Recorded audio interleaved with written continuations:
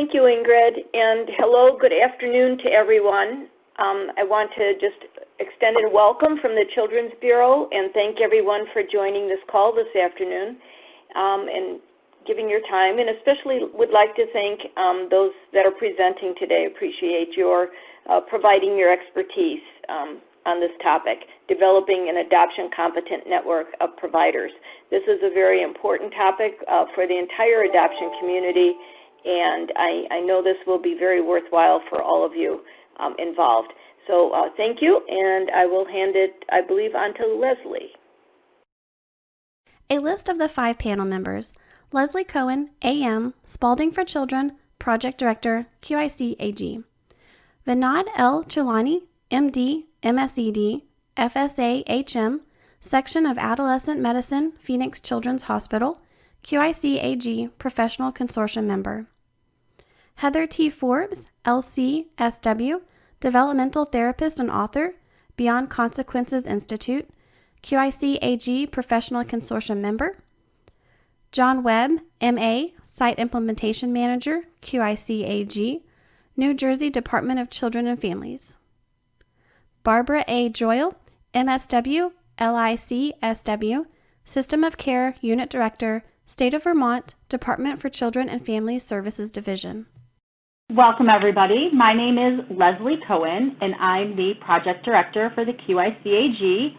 I will be joined today by Dr. Vinod Chulani, Heather Forbes, John Webb, and Barbara Joyle.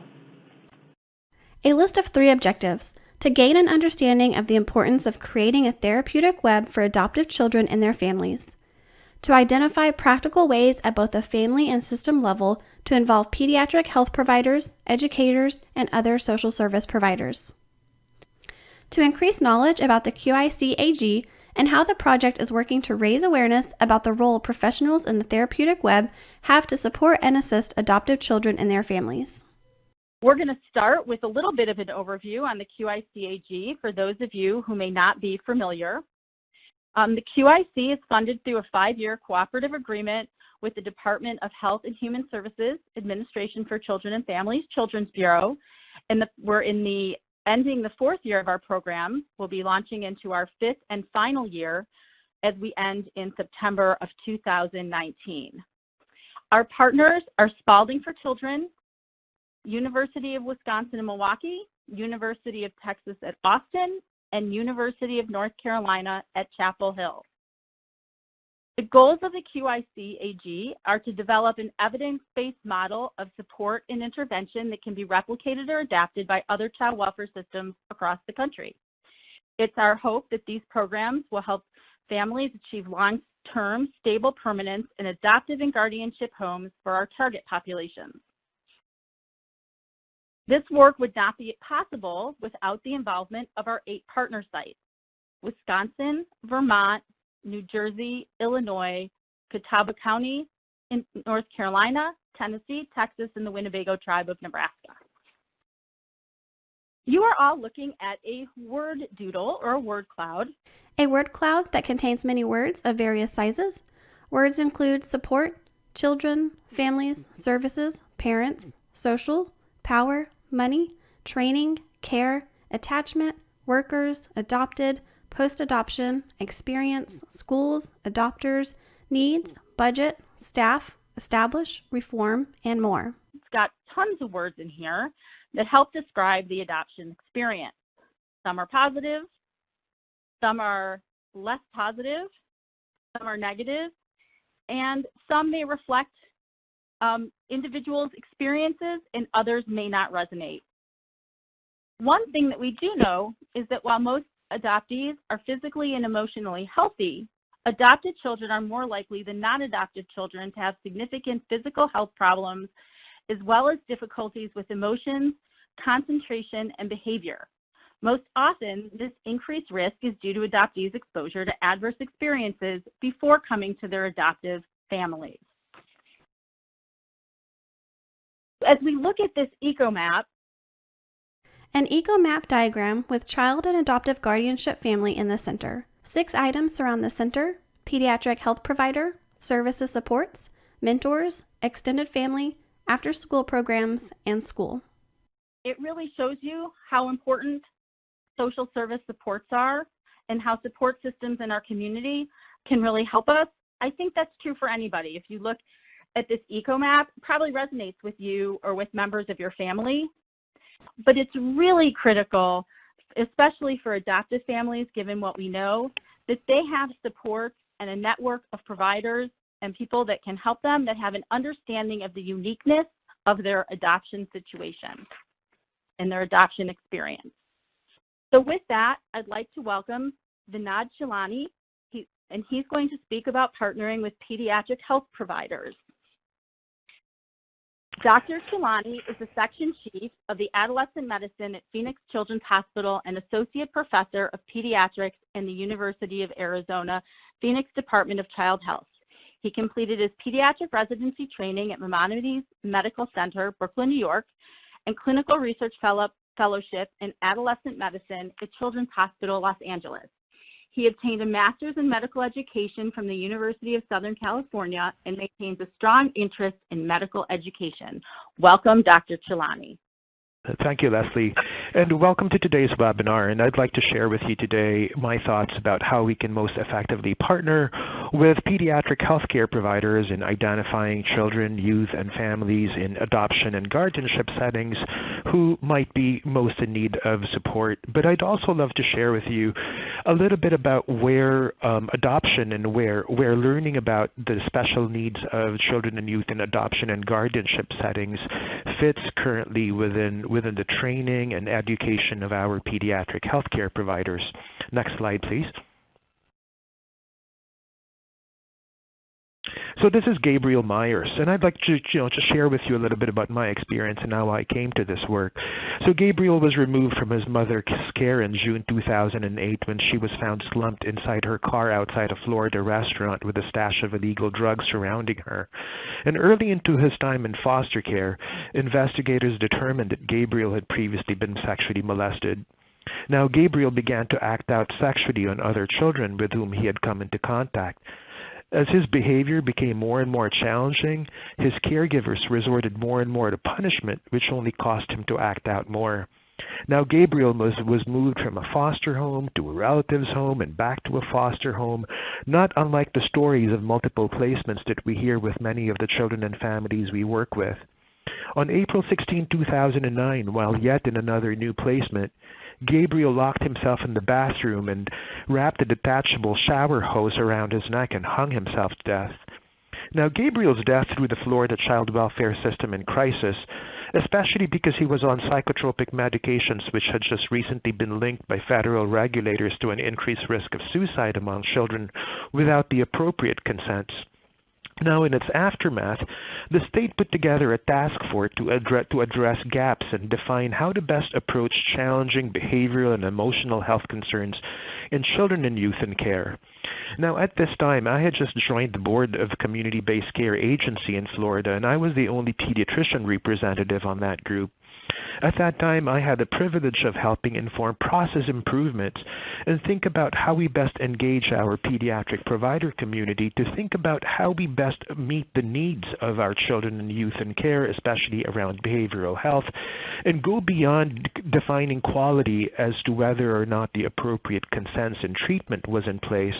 And that really sort of began my work in adoption and guardianship settings and getting to understand the system more. Now, while this experience served as my initiation into my involvement in this area, we have to recognize that many of our pediatric providers do not necessarily have the same learning opportunities and the same formative experiences. Next slide. So adoption is primarily a social service, but it is a social service with an important medical component.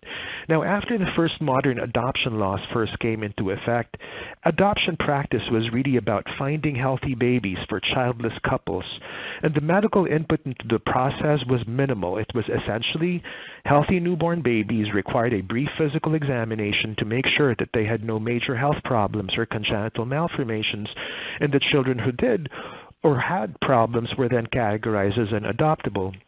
Now, by the late 1990s, the face of children seeking adoptive homes had really changed significantly, and they now included older children and youth who had complex physical, developmental, emotional, and educational needs.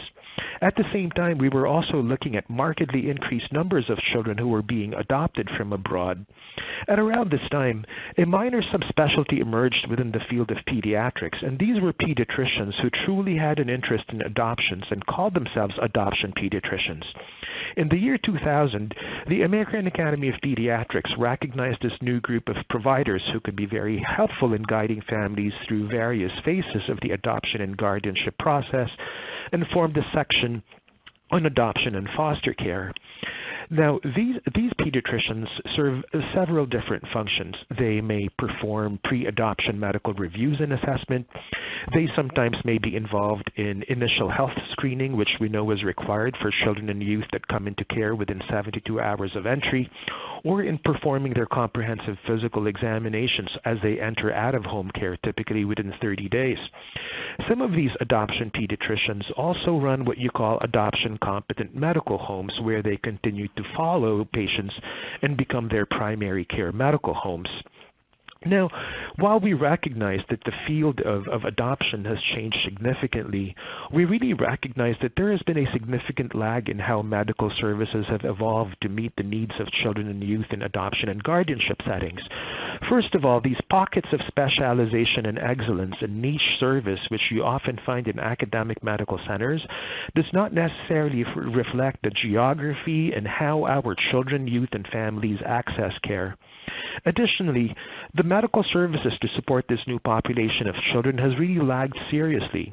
When you take a look at who adoption pediatricians are and what their backgrounds, they are typically diplomats who are certified in child abuse pediatrics and who come into this work from that particular background. As of December 31st, 2015, there were only 352 such diplomats who were certified in child abuse pediatrics. Let's talk a little bit about where adoption fits and where learning about the special healthcare needs of children and youth in these settings fit within graduate medical education, specifically within pediatrics. Now, at around the same time that the roster of children and youth in foster care had swelled in the late 1990s, there was also this growing recognition that our pediatricians, especially in their training, had become increasingly locked up in academic medical centers, whereas they were once very involved in community and public health. As a result, there was a move from the Accreditation Council for Graduate Medical Education, which accredits pediatric residency training programs, to bring back experiences that will allow our trainees to have formative experiences working with communities, learning about child advocacy, but especially about learning about the special needs of special population of children and youth who might be at disproportionate risk for poorer health outcomes. At around this time, children and youth in adoption and foster care settings had come to be understood and come to be recognized as a population of children and youth with special health care needs, which was a term that was only previously applied to children and youth who had medical concerns and not necessarily a combination of possibly medical but also significant psychosocial concerns. So when you take a look at these requirements nowadays, these requirements take the form typically of 4 weeks of training for pediatric residents. They can look very differently across different training programs across the country. I had the opportunity to run a similar experience for our residents while during my time in Florida, and we would have our residents, for example, go out with protective investigators and learn about what happens after reports are filed. That way they gain exposure into that system. But again, this can look very differently across different training programs. Additionally, the same requirements for exposure do not exist for family medicine providers who we know care for a large number of children. Additionally, they do not necessarily apply to nurse practitioners or physician assistants who we know care for an increasingly large number of children and youth in this country. One of the things that really sort of folks that try to create interventions and practice change much go back to is there a way for us to insert this in medicine? Is there a way for us to bring to put this in either graduate or undergraduate medical education? And the challenge here really is that there's so much competition for limited airtime in graduate medical education, and it's very difficult to figure out what gets into programming and how you program it. So this slide here lists competencies in the care of children and youth in substitute care, which comes from a consensus statement for community pediatrics programs. Some of the competencies that we want our providers to be able to do is to be able to screen children and families for abuse and violence, to identify the unique healthcare needs of patients, and to be able to mobilize resources that may otherwise need. And that was from a 2005 consensus statement. Now, the American Academy of Pediatrics has truly led the way in articulating guiding principles for the medical home for children in foster care and in promoting how it becomes mainstreamed in general pediatric practice. And this slide shows some of the guiding principles that are articulated by the AAP. This includes that a medical home is one where pediatric care is accessible and continuous over the child's time in foster care, regardless of placement. It is one where coordination exists so that we know that the child's mental health, physical health, dental, developmental, and educational needs are identified and addressed. It is one where they receive compassionate care with understanding of the potential impact of trauma and adverse experiences. It is one where care is culturally competent and where stakeholders communicate. And it's also one where there's comprehensive services that are available. So I feel that part of the task here is really to take a step back and think about how do we best train our providers and what are the requisite competencies for our healthcare providers to be able to meet these guiding principles articulated by the AAP. What are these competencies? One of the things that really has changed since the early 2000s has been our understanding of adverse childhood experiences and its potential impact on lifelong physical, social, and emotional health. What we need are providers who truly understand ACEs and to recognize the populations that are disproportionately impacted by it. Now, we want providers to view child, family, and systems as interacting pieces in a unit, just like the map that Leslie had showed earlier. As far as child factors, we want our providers to be cognizant of the potential difficulties that can come from early adverse experiences, that children who have been abused and neglected, placed in out-of-home care, or institutionalized or drug-exposed may have ongoing emotional, developmental, and physical or behavioral or educational needs. To recognize that these early experiences can result in school concerns and psychosocial stressors. We also want providers to be sensitive to family dynamics and adoption adjustment and to recognize what else might be going on at the level of families. Now, adoptive parents may experience loss and grief issues of their own. They may struggle to adjust with their role as new parents. They may also otherwise face stresses if the adoption experience does not match what they otherwise might have expected. From working with kinship caregivers, oftentimes they come to care for young people, oftentimes multiple sibling groups with little notice and with little advanced preparation. And really recognizing that as important are child factors to permanency stability, that families truly have the ability to mediate the effect of the child's history of maltreatment and can promote success provided the necessary supports and resources. Now, we also want providers to know enough about the system and to know what resources and supports are available so that they can better be brokers, connectors, and referrers to services. So as part of this initiative, we truly had to take a step back and take a look at how do we best put these into practice, and what does this look like applied into practice. Now, we know that pediatric providers are in a unique position to support adopted children and families, beginning with asking about adoption. And knowing if adoption as part of the family story can be a critical piece of information in assessing and meeting the needs of adopted children and their families families, especially if we consider them a population of children and youth with special health care needs. This slide here shows some sample intake questions that actually allow families to indicate whether or not adoption and guardianship was part of their experience. And we put this up because we recognize that this is something that is not necessarily happening outside of these specialized centers and outside of adoption competent medical homes. An example intake form includes a statement to please complete for any children born to other parents living in your home, with follow-up questions for age at separation from bio parents, age of adoption, number of placements prior to coming to your home, is the child aware, and current involvement with Child Protective Services. Another example intake, titled Tell Us About Your Family, includes questions: how many biological children do you have? How many adopted children do you have? How many foster children do you currently have in your home? How many grandchildren or other kin are you currently caring for? In general pediatric practice, the way we find out if adoption was part of the child and family story is oftentimes as we obtain a family history, in which case parents and guardians volunteer that we don't know the medical history because the child is adopted. The other time that this information oftentimes comes up is when you're obtaining a social history and you ask about home environment, and then you find out that adoption might have been part of the family story.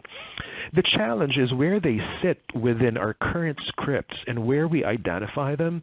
They don't necessarily trigger the follow-up questions and the follow-up assessment to figure out how that child and family are functioning and the potential impact of trauma and the kinds of supports they need.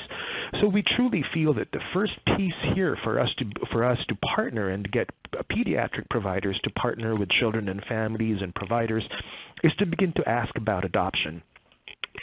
Now, if we're to ask about adoption, we need to be mindful about respectful adoption language and behavior, recognizing that the language that we use can have significant positive or negative impact on children and families. While we encourage adoptive parents to talk freely and honestly about adoption from the time their children are young, we recognize that they vary in terms of disclosure, and we truly want our providers to be sensitive around these and to maybe be discreet in terms of how they ask their questions, so that we're also, of course, able to check in terms of where that child and family is in terms of disclosure of adoption status. We want providers who really want to avoid terms that are potentially stigmatizing, such as real child or own child or natural children, and terms such as put up or given up from adoption, which can be potentially, again, like we talked about, stigmatizing.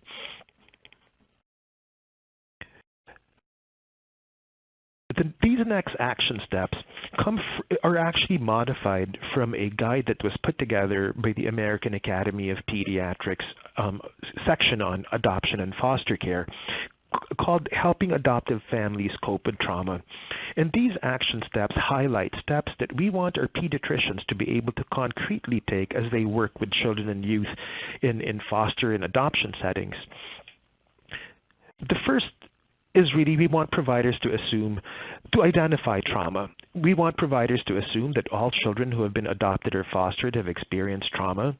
We also recognize that providers can identify trauma as they review existing diagnosis, depression, ADHD, as we recognize that sometimes the impact of trauma can present and can be confounding with other sort of behavioral diagnoses and comorbidities. They can also identify trauma by reviewing existing diagnosis and by reviewing presenting symptoms with a trauma lens. And there are also screening questions and validated instruments which can be found in the trauma guide, information on which can be found in the reference section of this presentation. Again, we want providers who will view the accumulated diagnosis of patients such as ADHD, anxiety, oppositional defiant disorder that young people oftentimes accumulate with a trauma lens and view that sometimes these can be indicative of trauma exposures. Second is about helping families understand trauma and its impact by providing trauma-specific anticipatory guidance. We pediatricians are very good at providing anticipatory guidance, providing families with the information before they need it. At the 2-month visit, before the child begins to roll over, before infants begin to roll over at around 4 months of age, we talk to families about making sure that the rails are up. As the child begins to crawl, and cruise, we talk about how we put away household poisons. We want to arm families with the information before they need it. We anticipate needs. Similarly, pediatricians can truly educate families about trauma responses and the kinds of responses that children need. That, yes, when parents are most tested by their child's behaviors, or when children most need their parents to be calm and consistent in their responses, as that's what offers the traumatized child the best chance to stabilize and heal.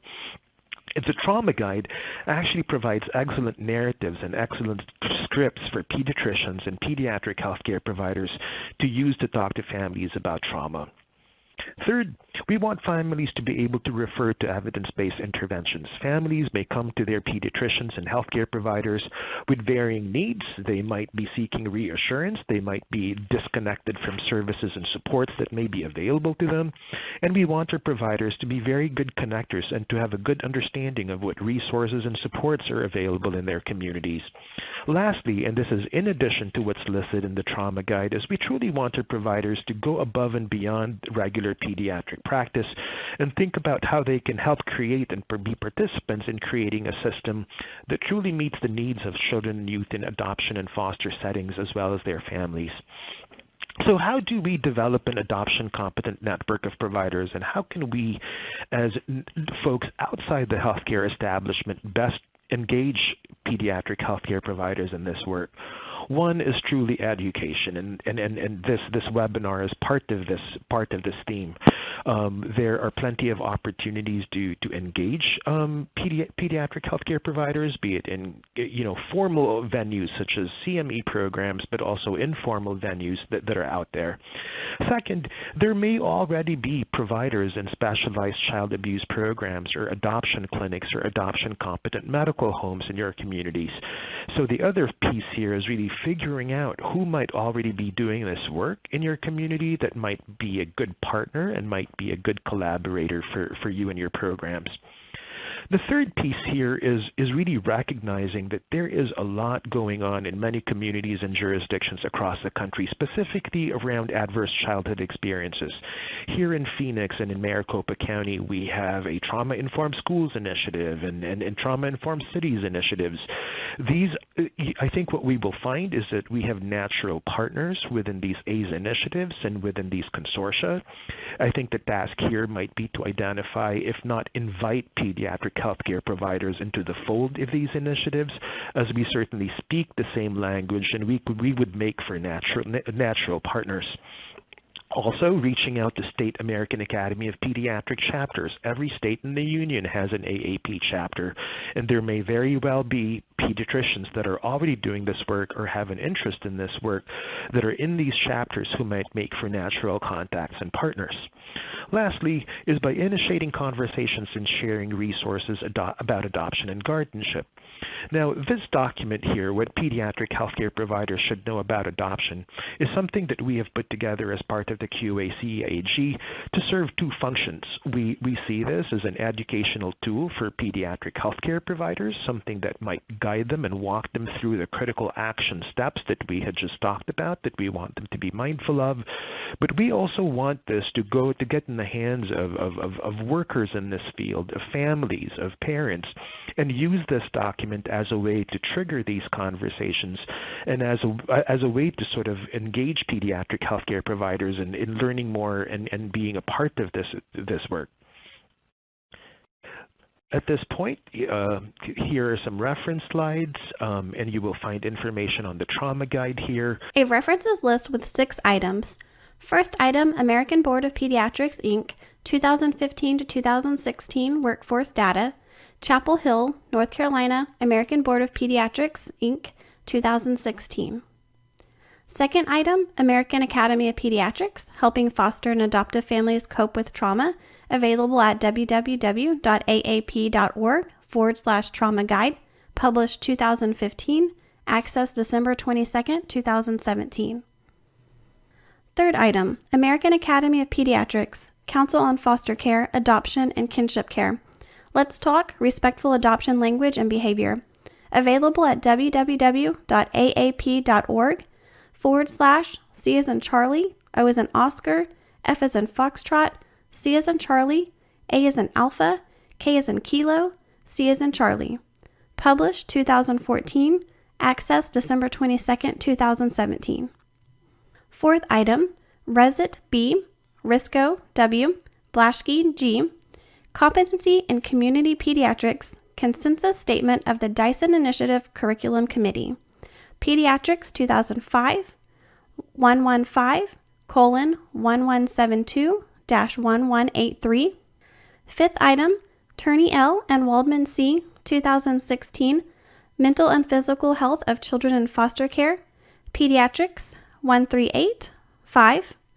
Sixth item, Turney L. and Waldman C. 2017, Adverse Childhood Experiences Among Children Placed in and Adopted from Foster Care, Evidence from a Nationally Representative Survey, Child Abuse and Neglect, 64:117-129. I will pass you on now to Heather Forbes and will be available for questions at the end of this presentation. Thank you, Dr. Chilani. We will now hear from Heather Forbes on partnering with schools and teachers. Heather Forbes is the owner of Beyond Consequences Institute and the co-founder of the Codega Foundation. She has worked in the field of trauma and healing since 1999. She is an internationally published author on the topics of raising children with difficult and severe behaviors, the impact of trauma on the developing child, adoptive motherhood, and self-development. Additionally, she has a heart for children in the classroom and for finding ways to teach the children that seems unteachable. Welcome, Heather. Thank you. It's great to be here.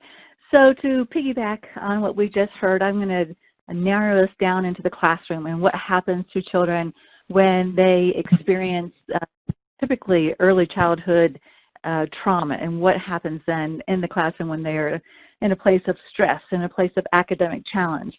And I think, one of the goals here that I wanted to do was to make sure that I gave you the tools you needed to be able to help our students in the classroom, and what I think the number one piece that we need to have to really educate our educators, because I think in working with the schools in the academic environment, most are trained in a very deeply behavioral approach.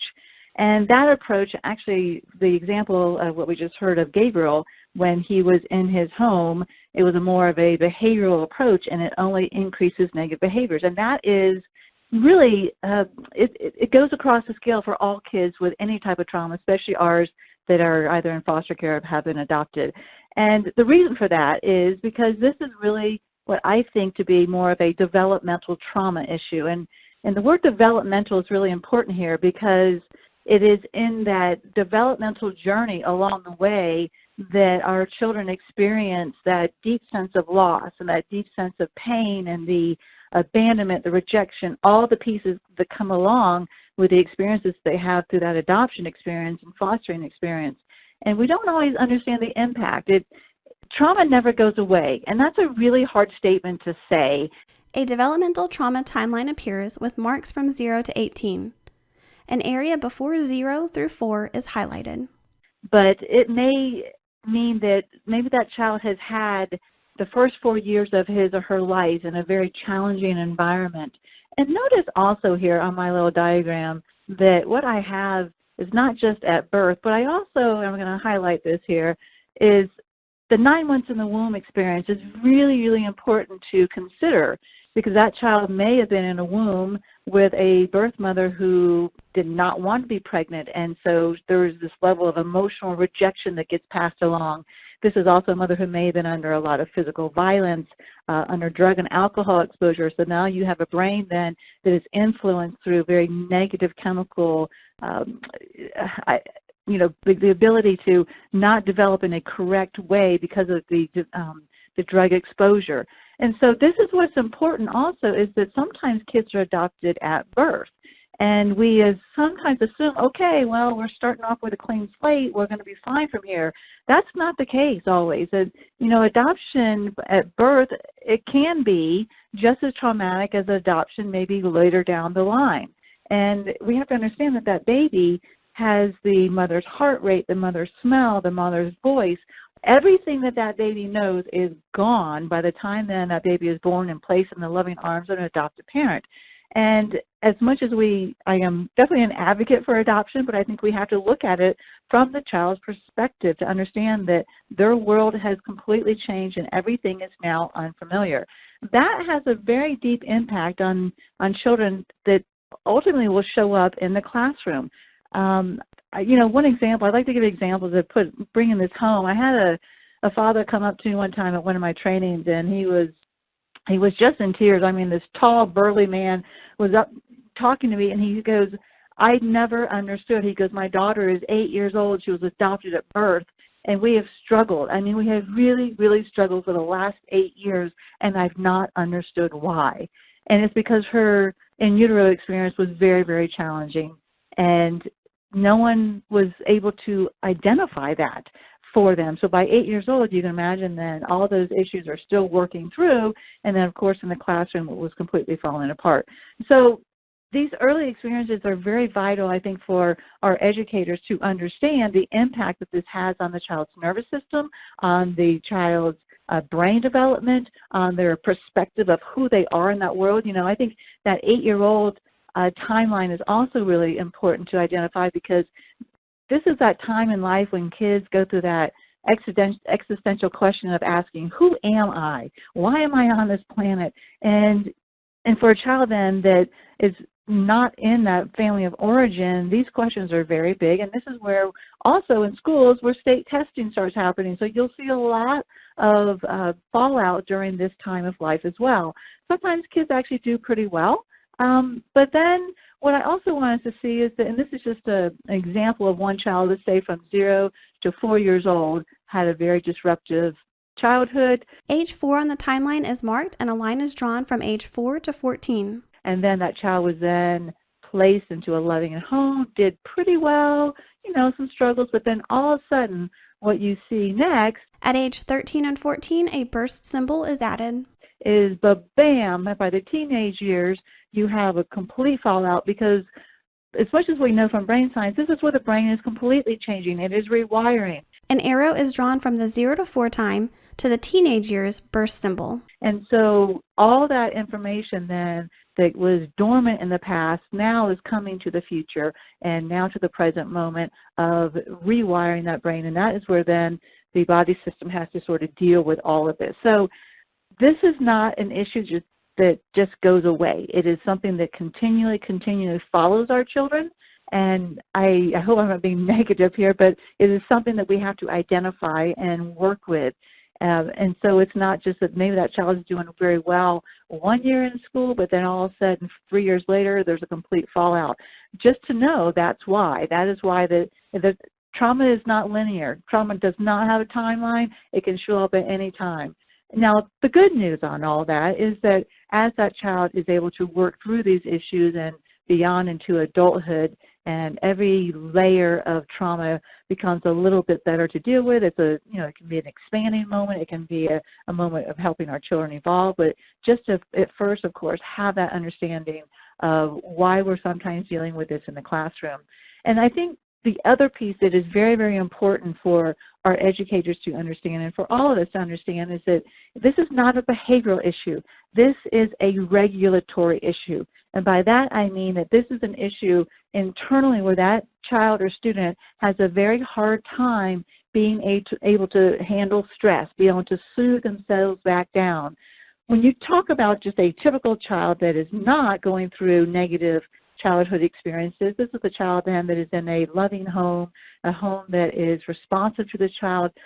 The baby, the infant in a home like that is well cared for, meaning that when that baby goes through a high state of stress, maybe that baby is hungry or tired or just needs some rocking, the baby cries out. That is a baby that is eliciting attention, that is eliciting that need for regulation. And again, in that healthy home, that parent comes in, rocks the baby, feeds the baby, calms that baby down.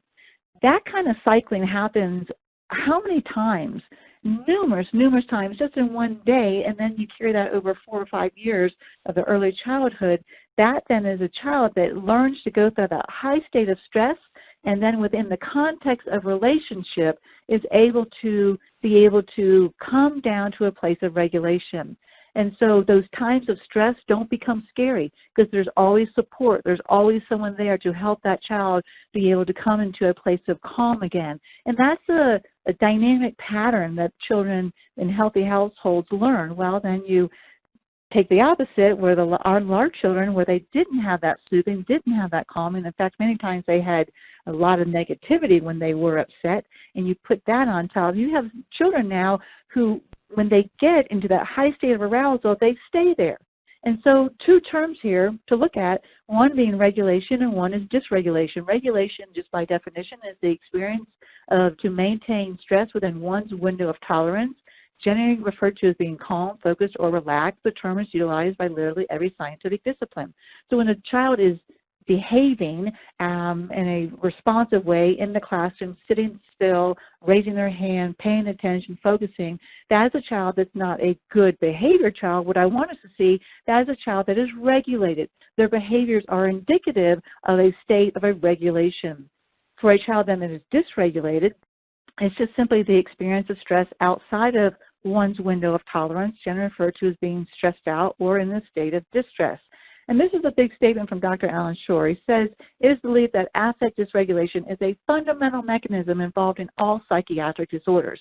So what you will see then is a lot of our children are diagnosed with what we had already mentioned, conduct disorder, oppositional defiant disorder, ADHD, the whole gamut of these. And so underneath it, what I see is that these are children who just are in a chronic state of dysregulation. And what does that look like then in the classroom? Well, then that looks like a child then that is not behaving. So let's take it from the perspective and the timeline, so to speak, of the regulation versus dysregulation, and look at it from a behavioral level. So on the left-hand side here, I have hyperarousal. So in a state of dysregulation where a student is hyperaroused, these are the outwardly focused behaviors, unable to focus or sit still, can't adhere to rules. And notice I say cannot instead of will not, because that's another shift in our understanding that this is not intentional. This is not about having a child sit down and make a better choice. They literally cannot regulate their physiological bodies back down to a state of calm because they have not had those continual experiences like I talked about with that infant. And then we also have kids who are aggressive because they live in a state of fear. When you feel like you are being threatened, you will act out to protect yourself. These are students that live in a state of survival. And again, these may have been children that have been pulled out of their very negative environments for the last 5 or 6 years, like we saw on that timeline, but they're still living in survival. I've been mentoring a lady for the last 8 years, and we had a conversation about this the other day, is that she still feels like her brain is in survival. And being able to turn that off and to feel safe, even though she knows she's safe, she has a cognitive ability to understand that. She knows that she's older and she's not powerless, but the body system is still on alert all the time. And so these are kids that will act out very, very easily without any what we call impulse control. Kids who are resistant to directives, argumentative, and you know, the argumentative piece is huge.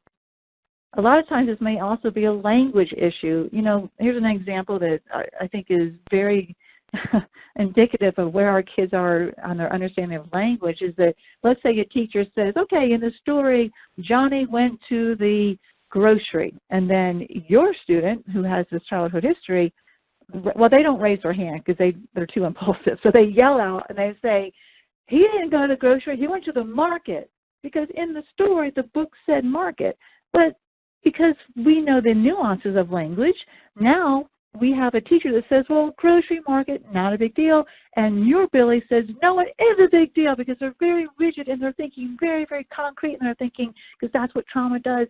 And Billy says, no, it was the market. It says it right here. You're lying to me. And so now we get into this amazing argument all over the choice of two different words. And that's because children don't learn language in the same way when they're in difficult, challenging environments as they do when they're in loving, relationship-based environments, because they don't have the interaction with adults that our typical kids do.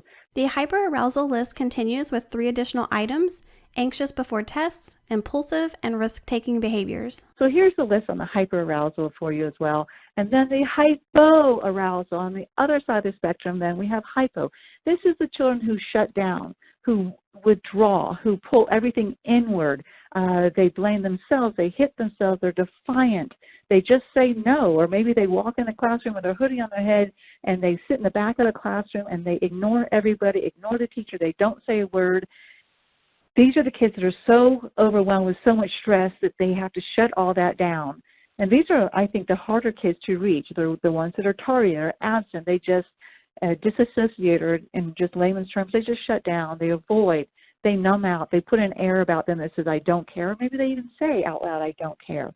This is a way to shut the world out because the world is too big for them. They are in that chronic state of dysregulation. And so again, getting our educators to understand, not from a behavioral aspect, these are just signals. What I really want us to start looking at then is how, when we see students who are dysregulated, how do we move them back into a state of regulation? Because when you are in a state of regulation, what behaviors do you have? Well, you have a student who is responsive, engaged, focused, calm. These are what we have unfortunately termed as the good students. Well, all of our kids have the potentiality of being good in the sense that all of us can learn to be regulated. And when we focus then not on the behaviors but focus on these terms of either regulation or dysregulation, it can literally change everything about the culture of a school. I'm in Boulder, Colorado, and I gave just a 45-minute training. Basically these slides and a few more one time at a school that was K-8 school, and I left. And then I came back a year later, and I asked the principal and vice principal, I said, how are things going? And they said, everything has changed. And I was like, I was only here for 45 minutes. They said, when we could finally see our students as being dysregulated rather than being bad, non-compliant, and all these terms that we put on our students, it changed how we were able to interact. And the interaction then comes through relationships, so that when you see a student who is dysregulated, instead of punishing them or threatening punishment, or even the opposite of giving them some sort of incentive to say, hey, Billy, if you finish your homework up, you'll get a sticker on the sticker chart. If you get all the stickers, you get to go to Fun Friday. Those types of incentives are actually stress-inducing for our students, because it's not about making a different choice. It's learning how to regulate. And so when there's this promise of a toy or promise of this Fun Friday, that adds more stress. So then you've got a student who already is stressed out. You add more stress, and then you have this decompensation of the student who continually then goes into a deeper state of dysregulation. Then, of course, what that looks like is a more negative behavior. So changing our terminology is going to be very important. And for parents then to be able to help the school understand their children, we don't have to give their whole background. If that's their private information, that's our family private information. But we do need to help them understand that this student doesn't know how to move from a state of dysregulation into a state of regulation. That self-regulatory ability has been compromised over and over and over again, even for many of our teenagers. And this is why you have a lot of teenagers then seeking outside external resources such as pot or drugs or alcohol or sex, because they're trying to regulate their bodies back down to get to that state of calm. And it only lasts, of course, for just a little while. Then they got to keep repeating the same pattern. So look at the behaviors of what our students are doing, and from the eyes of regulation and dysregulation, and you will start to see why they're doing the things that they're doing. What they're doing, those behaviors, are not about trying to get away with it. Although I will say, sometimes it looks that way and it feels that way, but it really truly is more about them. It is more about how can I be able to settle down my system. So for parents, I think that to be able to bring in this terminology is going to be critical to helping our students move in that academic direction. And the other term I think that is really important that we can use, instead of, again, giving a whole history, is to say, look, my child has a high sensitivity to stress. That really sums it up. These are students that have a very challenging time being able to modulate high levels of stress.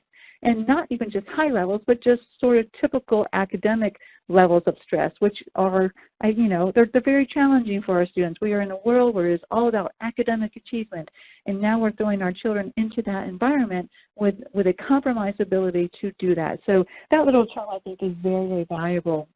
And then to be able to write all that up into either a behavioral plan, a 504 plan. If your child is adopted or in foster care, they are automatically eligible for a 504 plan, because you can say that they have a high sensitivity to stress, bottom line.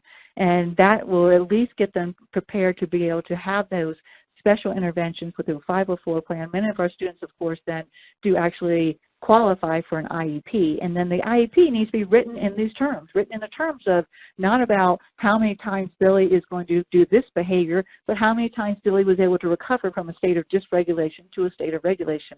And there is a way to quantify that, and I'm going to give you some resources at the end of this that help you then to literally do new wording in IEPs and new wording in behavioral plans that are based off of regulation and dysregulation versus the behavioral approach.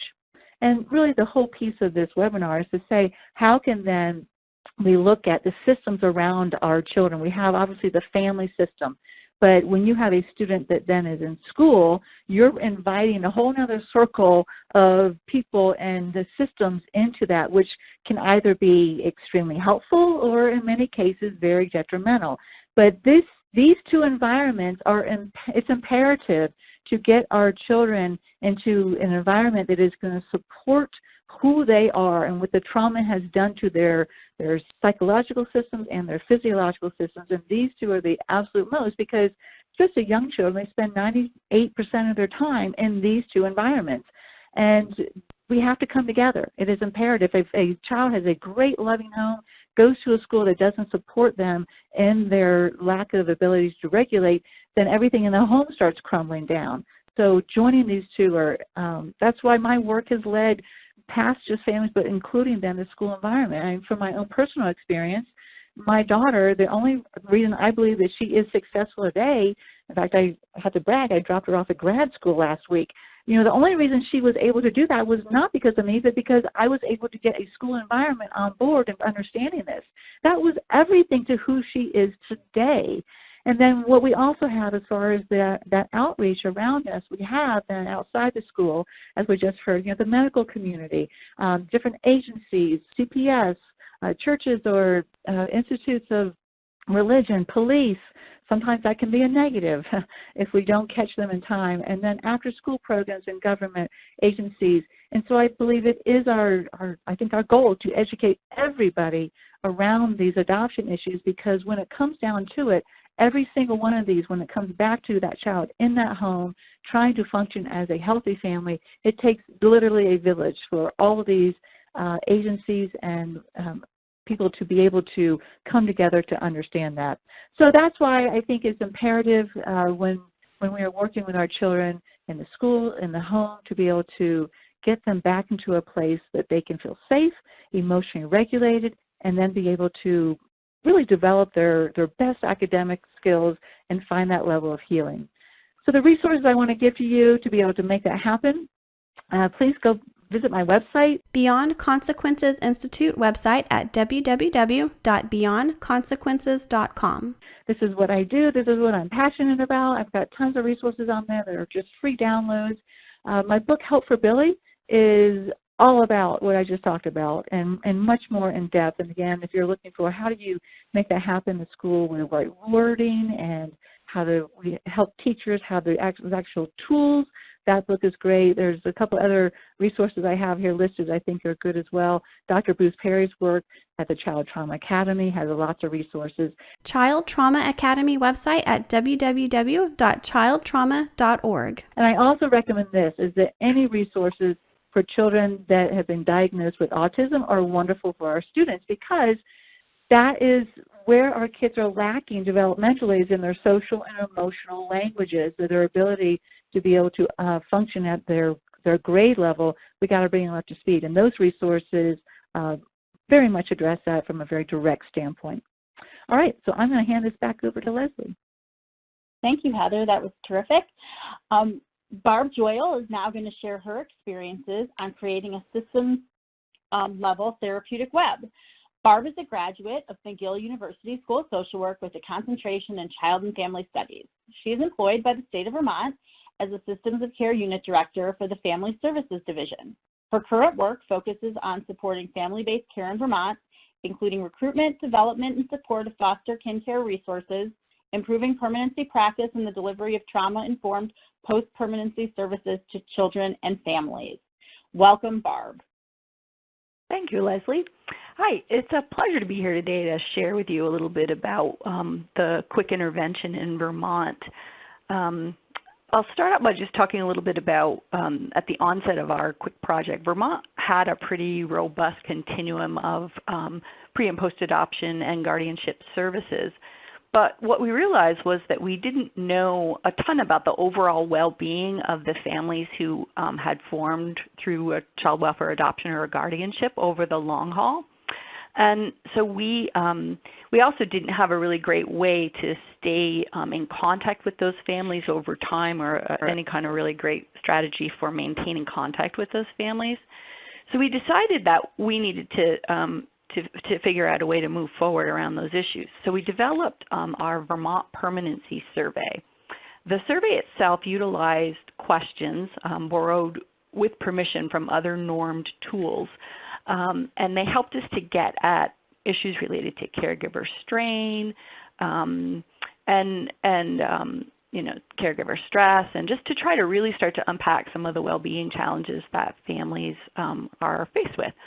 So these normed tools allowed us to have fidelity and to support our ability to use the information that we gathered in a reliable, predictive way. And so what has been happening is that the information that we're gleaning from our survey is actually helping us to inform our practice pre-finalization all the way through to post-permanency practice, and really to evaluate how our overall system of care is attending to the needs of families from a service delivery perspective. So this survey was delivered to all families in our state who received adoption or guardianship assistance. Intervention implementation and the system of care in Vermont. A list of 4 items. First item, system of care stakeholder engagement. Second item, spreading the news. Third item, impact on practice. Fourth item, challenges to the collaborative process. So these 4 items that you see up here, I'm just going to take us quickly through these topics, and I want to make sure that I leave time for my colleague John, so I'll just zip through these. So primarily what we did is we needed to really identify what it is we wanted to learn from this survey, and so we convened a group of parents, and we asked them a lot of questions about their experiences, and so they helped us to form topic areas and questions that would form our survey. And our survey, I will say, was very lengthy, over 20 pages, and we've had probably a 55% response rate across our system. So it's remarkable that folks have been willing to share to the extent that they have, and we've gotten some really great information. So in addition to talking with parents, we had a site advisory team that we convened. We have been convening throughout our entire project, and they helped us to kind of fine-tune and refine our questions so that we were ensured that we were really going to get at the issues we wanted to attend to. It's really interesting and probably not unusual for those of you working in the field. There's a lot of overlap in terms of the provider community who are themselves adoptive parents or parenting through guardianship. And so some of them had dual roles in that, which we felt was fine and actually helped our process. If you want to move on to the next slide. System of care stakeholder engagement. A list with 2 items. First item, engage the system of care in the development of the intervention through the following: the focus group for parents, the site advisory team, acronym SAT, for stakeholders supported by the QIC-AG. Second item, engage private adoption agencies in an effort to survey families who adopted through intercountry and private domestic processes. And I think we can skip through this one. All right. So we're in the phase right now. Our intervention has been fully implemented. We are in the process of analyzing the data that we've received back. and we made a commitment that we were going to reach out to, Vermont is a pretty small, very rural state, and the communities have very distinct personalities, and so we wanted to be able to report the information back to the field, in connection to the specific region that the information is coming from. So we made use of already existing standing meetings that happen on a regular basis in those regions. And those teams are interagency teams, which typically include folks from child protection, folks from our local community mental health, as well as our agency on education, and our early childhood system of care providers are also at the table. In addition, I did say education, yes, education folks are at the table as well. So it's a pretty good cross-section of disciplines that meet together on a regular basis, and so we wanted to make sure that we were inclusive of all of those disciplines in order to kind of broaden our focus and make sure that we were reaching everybody for whom this information might be relevant. We also have been able to make some use of social media. There's a Facebook page that operates in Vermont that reaches an even broader audience. There are, I want to say, maybe 2,200 members at this point, and the page's emphasis is to engage professionals and communities and to share information, resources, and ideas about improving the lives of children and families impacted by trauma. And you're welcome to check out that page at the Vermont Trauma Lens on Facebook.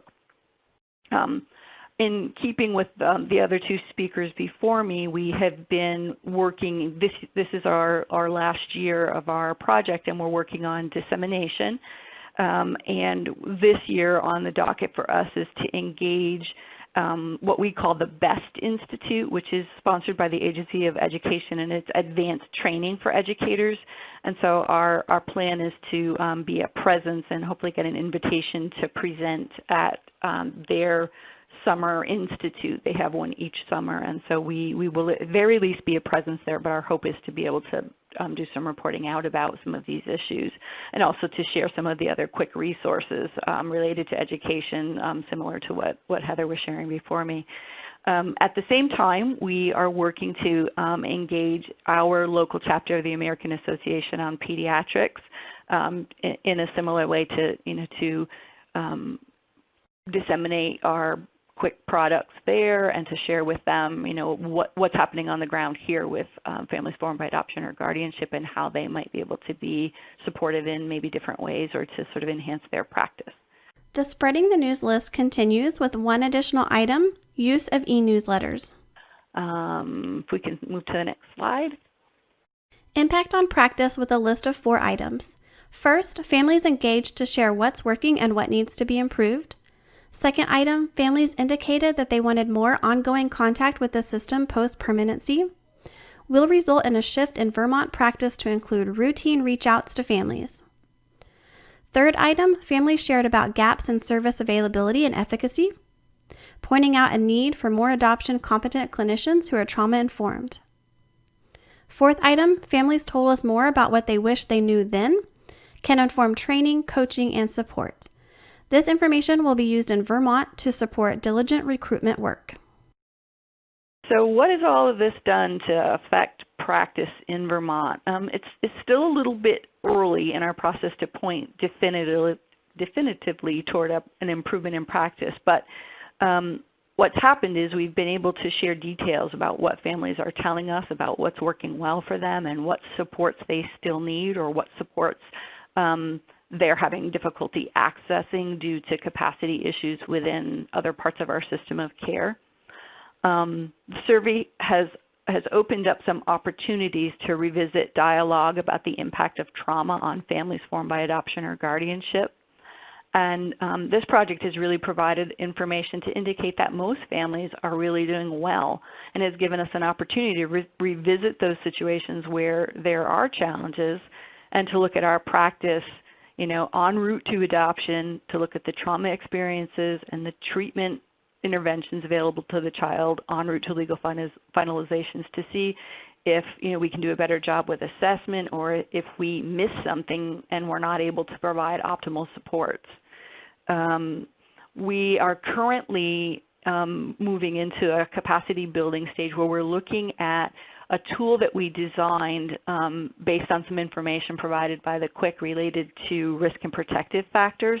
And we developed a screening tool that our folks working on adoption finalization use with the child and family to identify risks and protective factors, and not to screen a family in or out, but to say what kind of supports are you going to need over the long haul, likely to sustain this and to have the best well-being outcome possible. So that's very promising, and we have in our post-permanency supports, we have in our contracts we have included the use of this tool as a screening for families, and so we're really looking forward, and families were part of developing that as well. So that's been really, I think, a valuable piece of the outcome of this work. We're also looking at sort of revamping our work for our new family services social worker trainings to make sure that at the foundational level, new workers coming in are being oriented to robust permanency practice. We throw a lot at the new workers very early on, and we want to make sure that they're very strongly oriented to permanency practice and the impact that that can have on case outcomes in general, but well-being outcomes more specifically.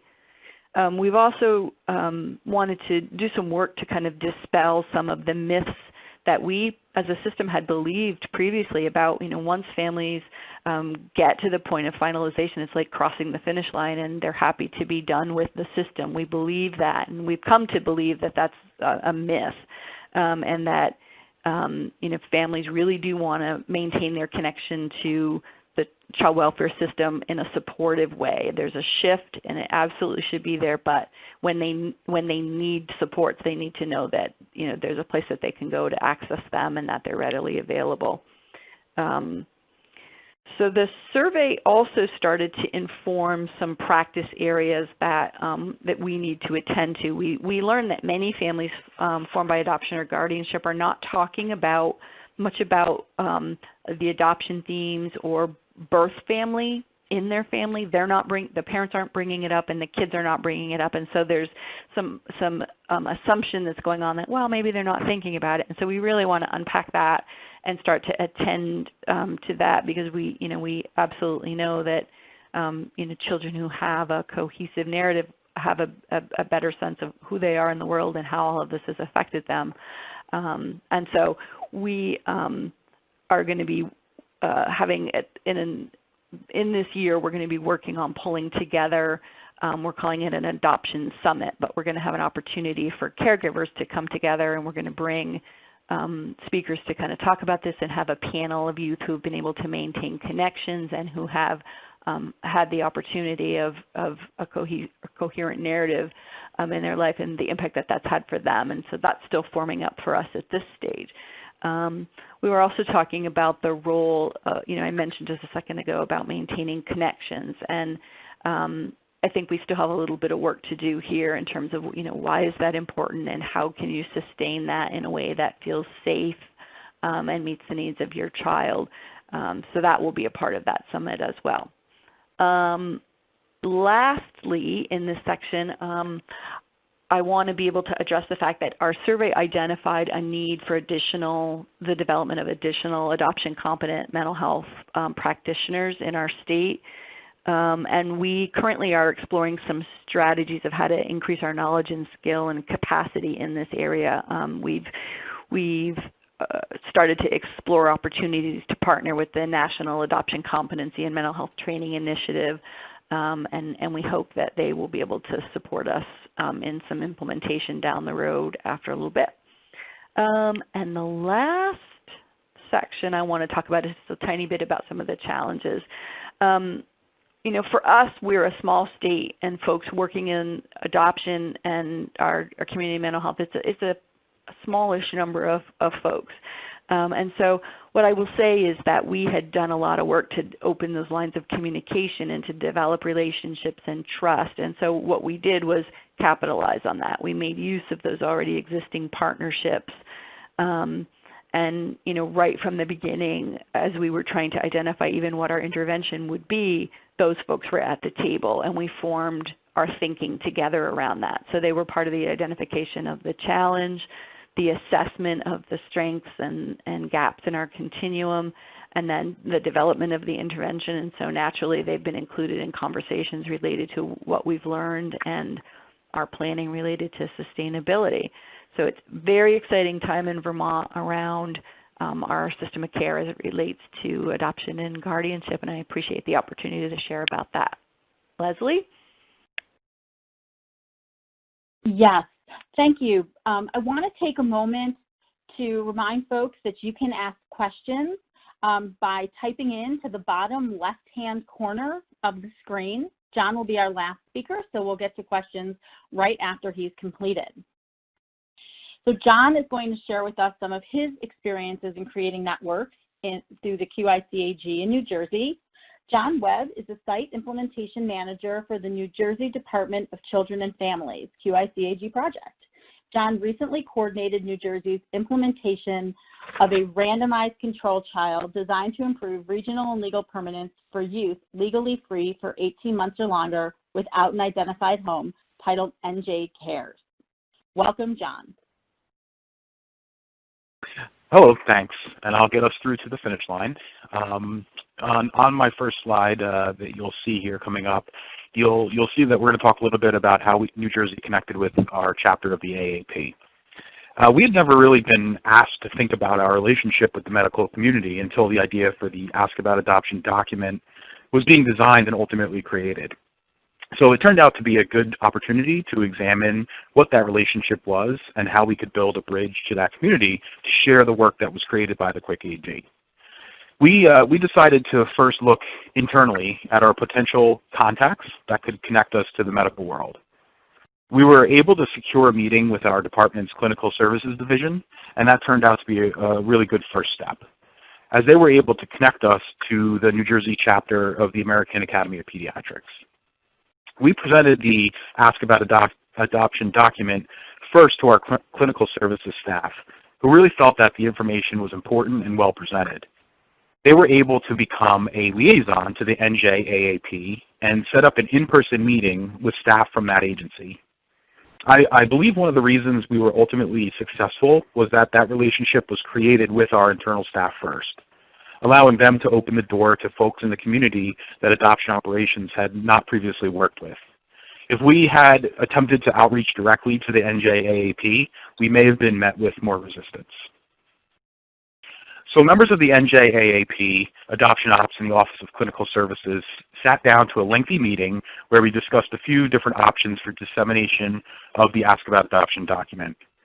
We discussed some events that they had upcoming and where we could distribute the information, how it might look, but where we ultimately landed our biggest distribution efforts would be around the AAP's quarterly magazine. We developed a plan to insert our Ask About Adoption document into their June 2018 quarterly magazine that is distributed to 1,900 pediatricians across the state. This would be a great opportunity and give us the best chance to have the right eyeballs looking at that information.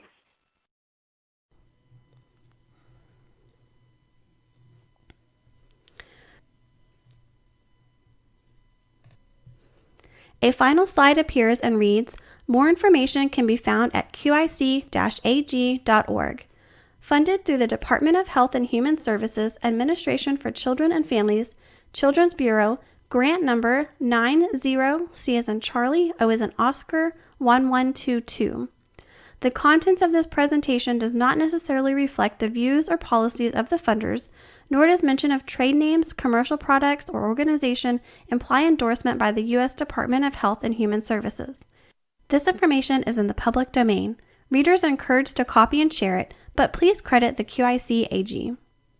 The QIC-AG is funded through a 5-year cooperative agreement between the Children's Bureau, Spalding for Children, and its partners, the University of North Carolina at Chapel Hill, the University of Texas at Austin, and the University of Wisconsin-Milwaukee. Connecting with the AAP was only one of the ways we helped create supports for our families.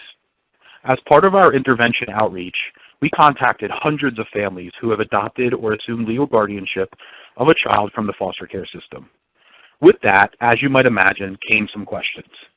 When we did outreach to families, we had adoption experienced staff making calls and registering families for our intervention. So any family that we spoke to had the opportunity to speak to a professional in the field, and if the family had questions or concerns not related to our intervention, they could be easily referred to the right place for answers. We felt this was key, as many of the families we reached out to had not been in contact with our agency for some time. So we needed to be prepared to answer a variety of questions. Families that were able to attend the intervention were provided service booklets, specifically tailored for the post-adoption family in New Jersey. In addition, the trainers of our intervention were experienced adoption professionals. New Jersey is a resource-rich state, and we really focus on providing families opportunities to connect to existing services that were free and community-based. I believe this is a strong secondary element of our outreach to families. Most of the work we have done on this grant is guided by our stakeholder team.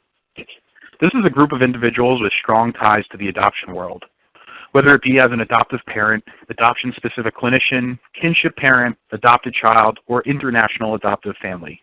This group helped us create an atmosphere that would be most comfortable for families to receive our message. They helped us with wording on invitations, finding community locations that supported adoptive families, and distributing material like the Ask About Adoption documents to other key stakeholders in the community. Our stakeholder team was a real strong point of our work in New Jersey.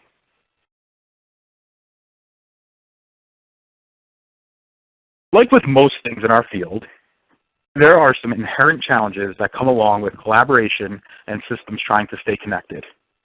Everyone's cause is the most important, meaning the folks that work in behavioral health or mental health or autism or education and so on all feel that their work should be amplified. We are no different in the adoption world, often wrestling with the changing priorities for providers who look to serve the most youth and families as possible. It's tough to stand out. One way we were able to combat some of that was by having our requests be easy to work with for the provider. An example of that is back to our collaboration with AAP. QIC-AG had done all the work, created a great document in color, might I add, with numerous resources attached. In my meeting with the AAP, I was able to leave them copies of the document to hold in their office, and when we planned to insert the document into the quarterly magazine, we simply shipped 1,900 copies to the packaging company. So we were plug and play. We didn't approach AAP without a finished product, and our requests didn't add additional work to their schedules. We made it as easy as possible to be a partner, and I believe that really helped.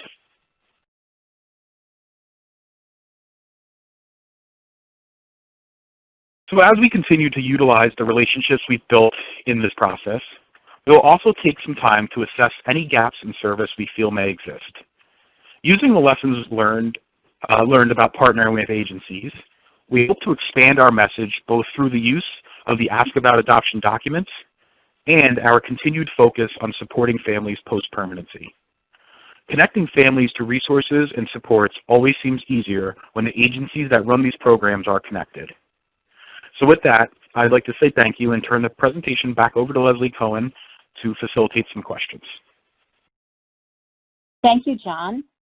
And Melinda List will now moderate the question and answer portion of our webinar. Well, at this time we have one question, and Barb, this is for you. Carrie's wanting to know if she can see the screen tool that you mentioned during your presentation. Yes,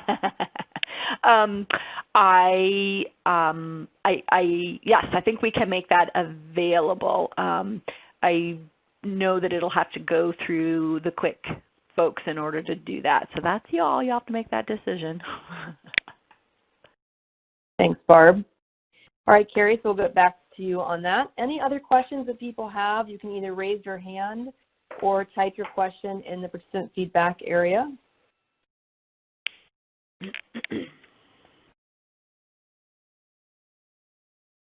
There's so much information given today, so think about it for a minute from two perspectives from sites and also a doctor and someone who specializes in trauma in the schools. Okay, Lygia, I love the idea of connecting with families at the right time. Can New Jersey elaborate on that a little bit? John, that's for you.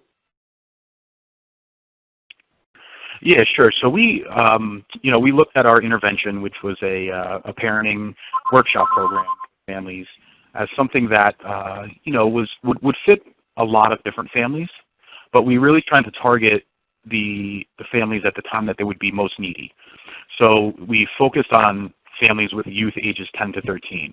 It's often a tough time with youth going through some identity changes and some physical and emotional changes that adolescence brings on. So we really tried to be there at that time for that family with our intervention that was designed to help families in that situation. This is Barb. I'd like to add to that. In Vermont, the risk and protective factors screening that I mentioned, we end up using that as a way, so that tool ends up identifying a level of risk, and that for us in Vermont is connected to how often we're reaching back out to families after legal finalization. So if a family and child combination pops high in terms of risk, then they're going to get reached out to on a more frequent basis from folks here in Vermont. And it's a way, like, we never let them get away anymore. We want to sustain that contact over time so that they don't feel like, they don't have a safety net. Sorry. Thanks, Barb. Okay, we have another question from Stephanie. Heather, this is for you. It says, I understand you've been hosting conference days for school personnel. How receptive have those worked? How receptive have those worked been to shift from behavior-based strategies to those that are more trauma-informed? No, it's a great question, and I am excited to give you an answer that is very positive. It is shifting, and there is a huge shift. In fact, I'm leaving just this weekend for a conference out in Sacramento, and we're having 900 people at that one. The one we had in St. Louis was 1,500 people. So you can see that the numbers are big, and people are really reaching for this information because what they're doing currently, they're realizing isn't working. And so I believe that there is definitely a momentum building, and it's only going to get bigger. So I'm very excited to be able to hear about that. And we heard also in Phoenix that there's a trauma-informed initiative. So I see it popping up all over the United States, and sometimes it's a state mandate, sometimes it's local, but we are definitely moving in that direction. Okay, Barb, I have a question for you from Bernice. Do you get permission from the parents to reach out to them? Yes, we do. Okay. So I want to just remind everyone there's a survey they're going to get. Please fill that out. It does help us. I apologize again for the technology difficulties we had at the beginning of our webinar. That doesn't usually happen, so you have to learn to go with it, right? That's what all the adoption continuum is about, being able to adapt. I want to really thank all of our speakers today, John and Barb, for all their time that they've done on this project and for sharing what their sites have been doing, and Dr. Chelani and Heather for their great information. There are documents up on our website, which is listed there on this last slide. For Ask About Adoption. There's one for pediatricians and there's one for educators. I encourage you to go and get those. It's a great resource for families to bring to the school, bring to their doctor's office, for sites to share with their local partners. And there's also a little video there of Heather talking a little bit about what she did today, which is a real quick video, also great for schools. And soon we'll have a similar video up with Dr. Chelani talking about it for the pediatrician side. A final slide appears and reads, more information can be found at QIC-AG.org. Funded through the Department of Health and Human Services Administration for Children and Families, Children's Bureau, grant number 90C as in Charlie, O as in Oscar, 1122. The contents of this presentation does not necessarily reflect the views or policies of the funders, nor does mention of trade names, commercial products, or organization imply endorsement by the U.S. Department of Health and Human Services. This information is in the public domain. Readers are encouraged to copy and share it, but please credit the QIC-AG. The QIC-AG is funded through a 5-year cooperative agreement between the Children's Bureau, Spalding for Children, and its partners, the University of North Carolina at Chapel Hill, the University of Texas at Austin, and the University of Wisconsin-Milwaukee.